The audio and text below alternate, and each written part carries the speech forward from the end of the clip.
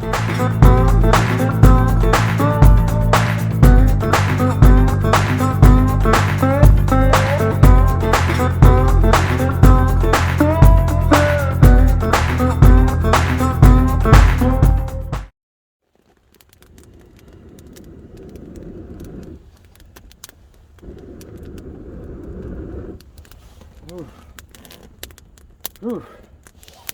Thank goodness for fire. Hi there, it's Ben with Wildlast Frontier. It's been a couple of weeks since I've done a video due to the holidays and some pretty brutal temperatures. I'll just go ahead and say it. It's no fun to do anything besides just making a campfire when it gets down to negative 30, negative 40 degrees. So it's warmed up to a balmy negative 20 degrees Fahrenheit. Got a good fire going already because I got something exciting that I want to try today. This right here is a shed of a caribou antler that I found last year on a caribou hunt. It was unsuccessful, unfortunately, but I got this. As you can see, it's pretty cool looking. Probably a year or two old by the time I found it. But this material, antler, is extraordinarily hard. I've tried cutting up sheds that I've found before to make like treats for my dogs and things like that. And I used hand saws, and it dulled the saw, and I think one time even broke one of the blades. Anyway, in order to help with that, I've got a hacksaw with the blade meant for metal, and well, I think that should work for bone just fine. But what I want to do with this antler is sort of space it out where I want to make my cuts along it, because I want to make some bone tools. Just looking at this, I think it would be neat and interesting to try to make like sort of an axe or a sickle, maybe with the inside edge of this. Cut it down here, make a handle, cut the spiky tines off to make other smaller tools, and then maybe try and make a rudimentary sickle or axe.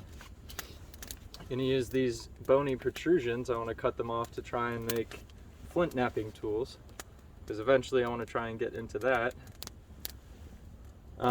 Some of these could be sharpened into awls, AWLS, that are used for punching holes in cloth or leather.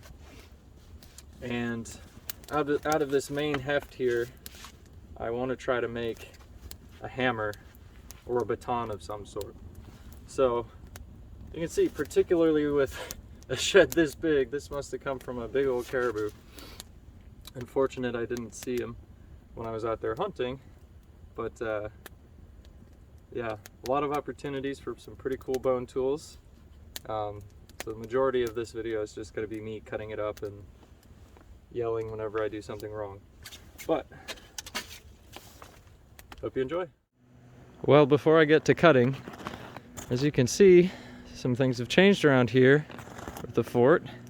The firewall is twice as high, and I've got spruce branches interwoven on the sides to close off, oh, see through the smoke, close off all three back sides, packed with snow to seal out the wind.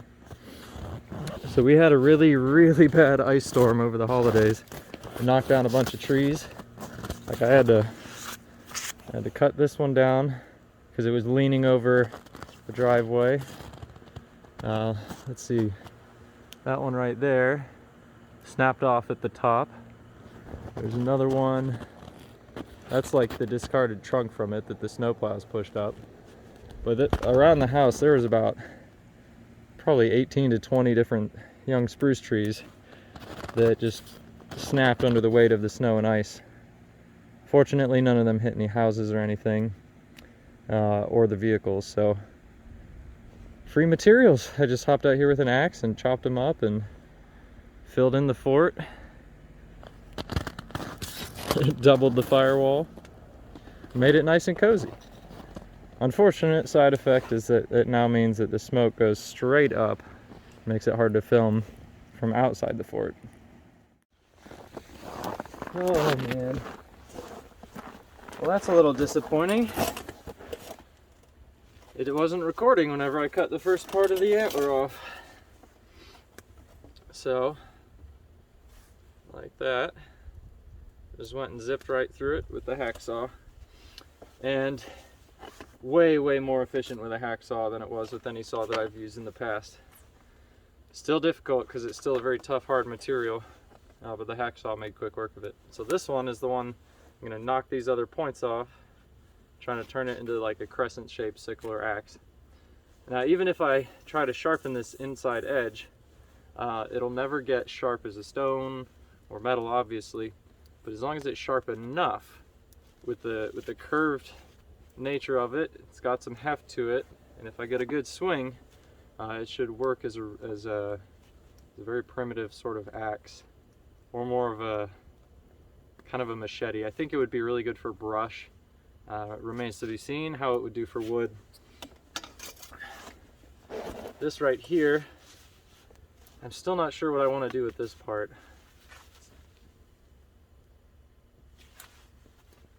Pretty cool though. So I want to see if I can figure out something I want to do to keep this intact and just knock that off here. Now this one right here, I had the idea that this one I could use to as the flint knapping tool, especially if I'm able to get a part of this where it's got an easy grip, and I can use those sharp points for pressure flaking. That's a hobby that I've always wanted to get into, and I hope to get into it soon, especially since I have this beautiful Alaskan caribou antler to use as a tool. And this right here is going to be the face of the hammer, so I'm going to cut that off there and there. So when I'm hammering, I grip it right here. I can smack with this blunt ball. It's very hard to film by yourself, especially when it's cold. Alright,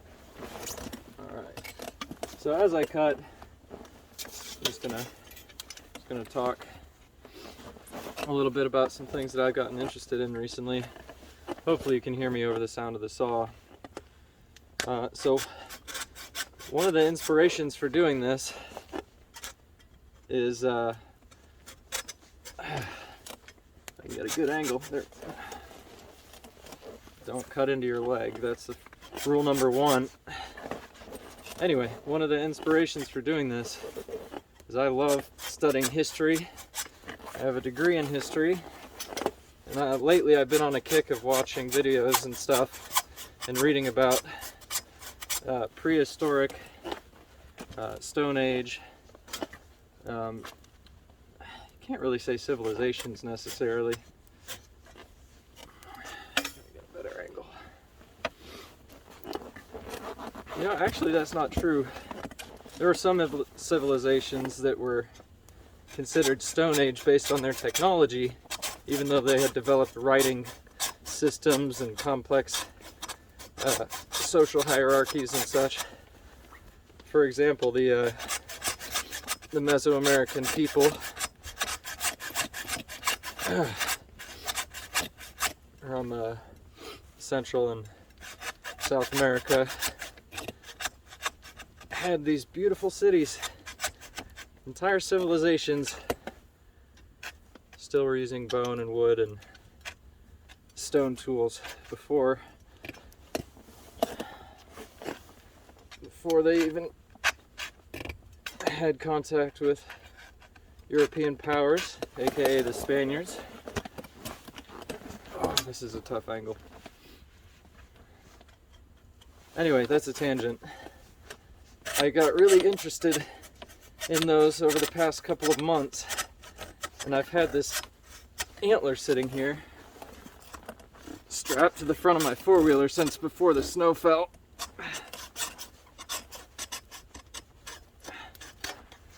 Whew. That's tough. So I just got to thinking about how neat it would be to try and make my own. Actually, that would be more hammer shaped if I cut it off there.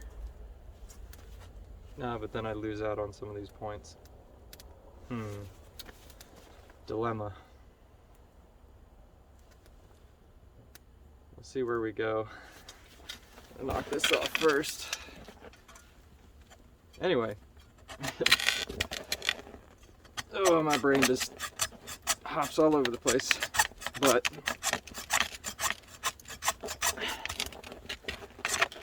when I eventually, this upcoming summer, move back to the lower 48, going back to the good old East Coast, where it's nice and warm and I'll have a little more time to myself, I want to start taking up making Stone Age crafts. Flint knapping, making bone tools, making pottery by hand. I just think it would be really cool to reach back that far to our ancestors and what they took dozens and dozens of generations to work out, that I can now watch a YouTube video on and learn in an afternoon. Kind of blows your mind, doesn't it? Oh, come on. Yeah, they would have a much harder time than I processing this antler to make tools.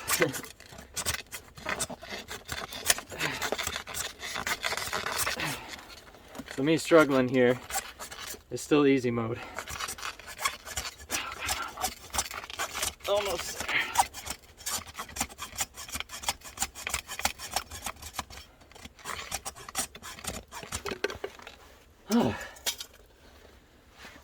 Oh, I did arms and legs at the gym yesterday.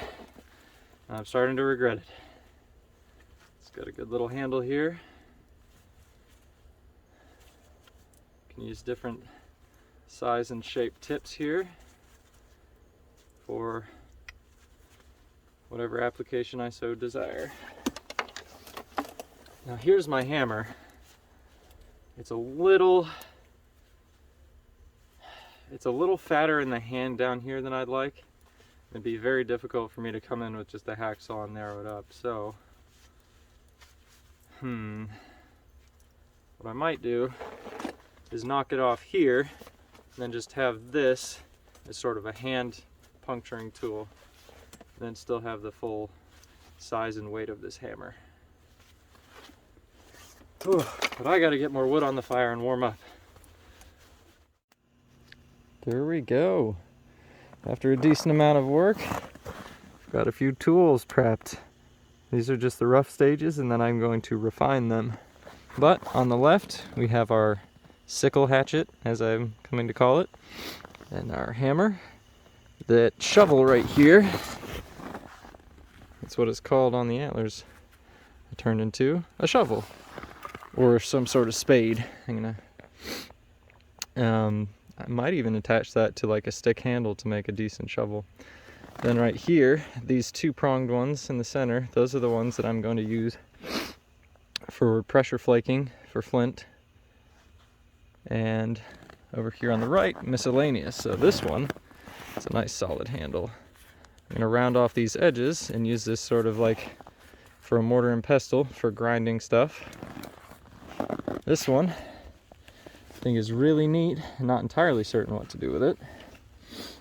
But if I round this little point off, round off the end here, and it fits nicely in the hand for sort of a little stabbing implement, see how well I can sharpen it.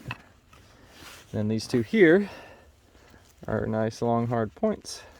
I'm going to try to grind them down into shape, see if I can make some arrowheads, spear tips, whatever. And then in the future actually mount them onto a handmade arrow and or spear shaft. So that's what I've got for now. Now it's time to start refining them. After much deliberation, I decided to consult a lesser known ancient Alaskan god known as DeWalt. And he gave me the answer on how to shape these tools.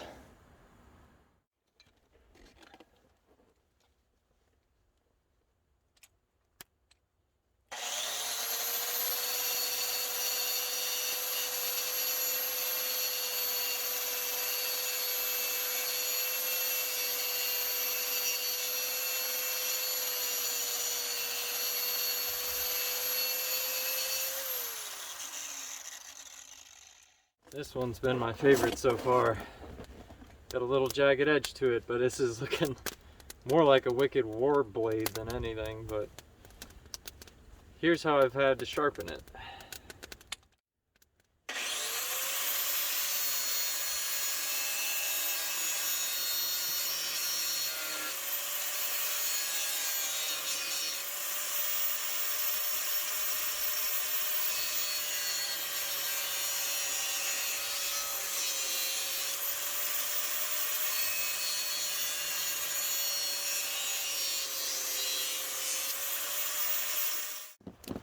All right, before we finish up, I'll just give another quick over of how I've improved these. So here's my sickle blade, and I'm pretty pleased with this thing so far. I'll see how long it stands up, but that is pretty wicked right there. And I've rounded off the handle, obviously. And it's thick enough in the hand that I don't think I'm gonna have to wrap a handle on it, so that's cool. Hammer, straightforward, rounded off all of the sharp edges.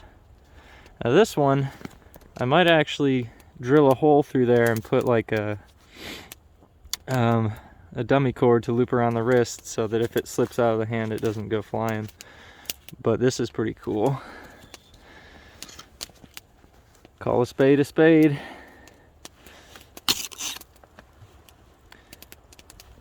This is more of like a landscaping tool than anything. Clearing brush and digging holes, and when the ground's not frozen, it might be good for digging clay. For the flint knapping tools, I simply round it off the bottom and then very slightly sharpen the tips, not to like razor points, so that they actually are able to get purchase on some flint or glass or whatever I can get my hands on. This I left more or less in its same shape, the one that I was going to use for like a pounding, what would you even call it? Steak?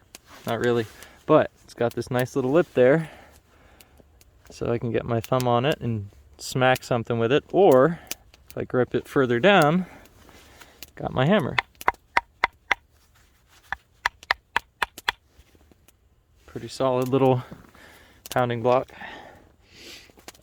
Then for these, I decided to turn them into awls instead of spear or arrow tips. They could always be repurposed in the future, but this one is thicker and more blunt. And this one I got longer and thinner, almost like a needle point. Come on, focus.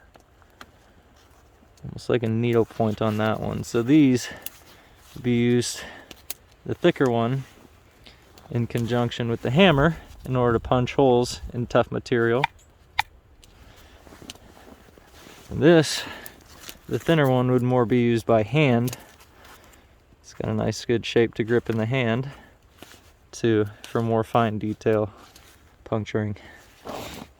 Those are cool, but here is my favorite, and I actually didn't do much to change it.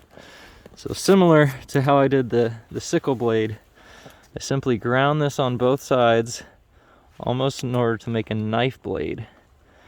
I'm excited about this one because the way I can grip it right here, I can either put my thumb up here or something, and then get my other thumb behind it, and just the angle of the twisting of my wrist gives it extra cutting power. So this could be used for carving.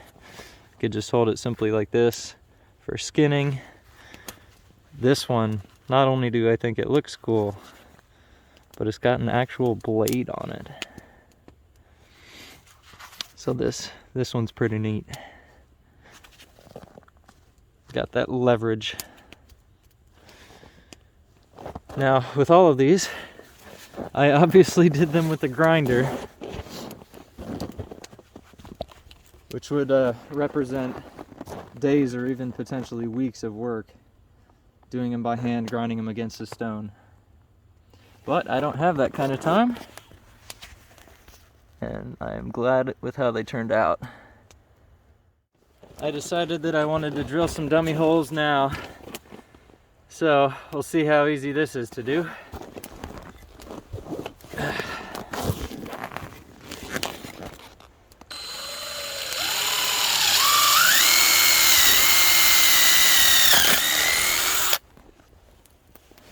Not too bad. Throw one on here too for sure.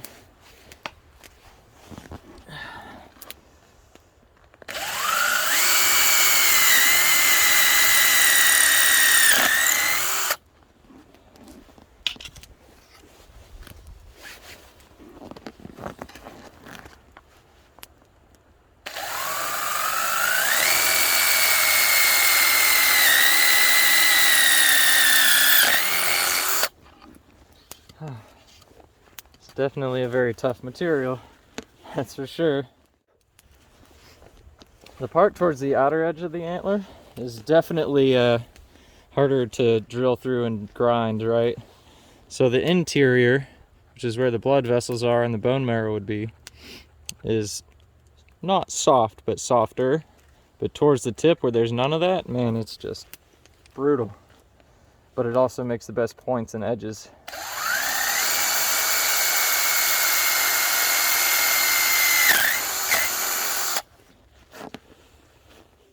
All right, too easy. So what I'm going to use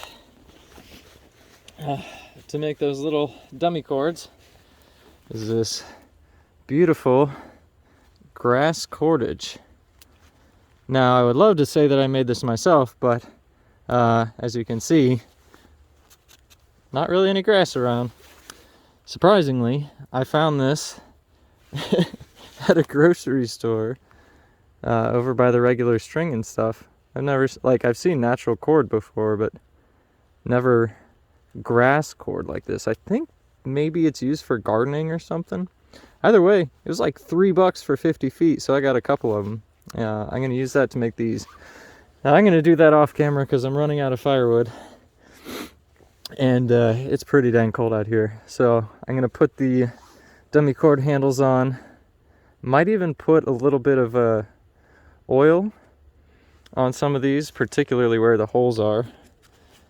Just to try and, I mean, they're going to last a long time, but just to try and preserve them a little better. Anyway, if you stuck around this long, thanks for watching. I'll see you next time.